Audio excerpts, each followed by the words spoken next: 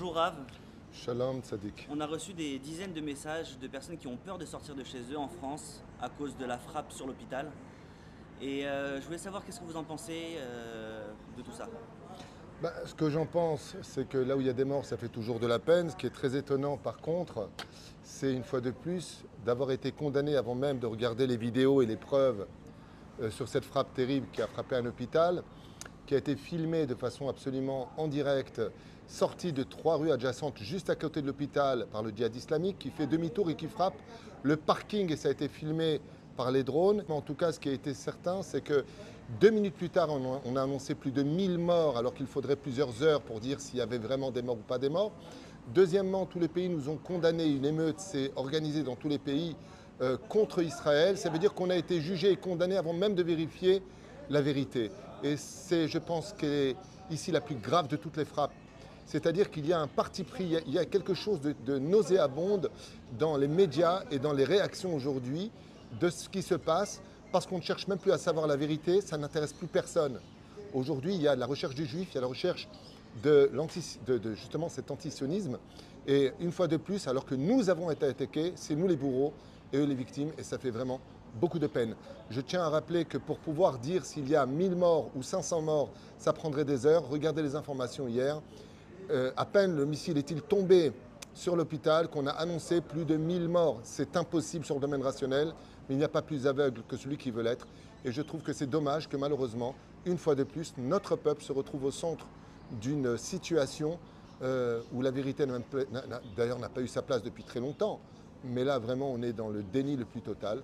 Donc, Mais Rav, c'est pas que les médias, c'est même Macron qui a décidé de dire je condamne cette frappe. il est obligé de condamner parce que quelque part, il s'agit ici d'un hôpital, on parle d'un lieu public, on parle de personnes qui vont en général se soigner. Maintenant qu'on voit le missile sortir 3 rues adjacentes de Gaza, de l'hôpital, pour faire un demi-tour sur l'hôpital, on voit bien que ça ne vient pas de chez nous, mais c'est tellement plus facile de se donner des raisons d'avoir raison que de chercher la vérité pour voir si on avait raison. Et je pense que ce combat-là, ce n'est pas depuis hier ou avant-hier. Ce qui est certain, c'est qu'il risque d'y avoir une escalade dramatique. Et j'espère que, si Dieu veut, non seulement la vérité sortira un jour, et c'est obligé, mais que Dieu protège nos juifs partout où ils sont. Parce que là, il y a une volonté du djihad islamique, du Hamas, de soulever toutes les personnes qui se sont concernées par l'islam, de s'adresser aux juifs de façon explicite. Et ça, par contre, ça met nos frères en danger. Il faut prier, il faut qu'on fasse une réelle teshuva. Et j'espère que Bezrat Hashem, une fois de plus, on saura non seulement se protéger, mais réagir en conséquence.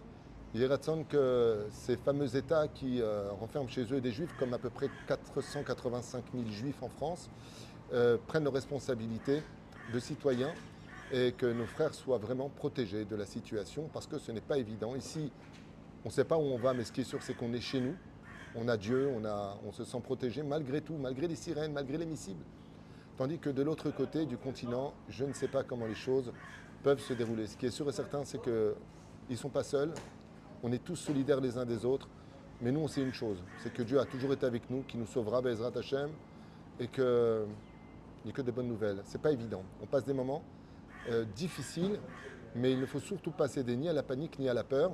Être prudent, certes, mais ne pas avoir peur de la vérité. Et la vérité, elle est chez nous. Merci beaucoup Rav.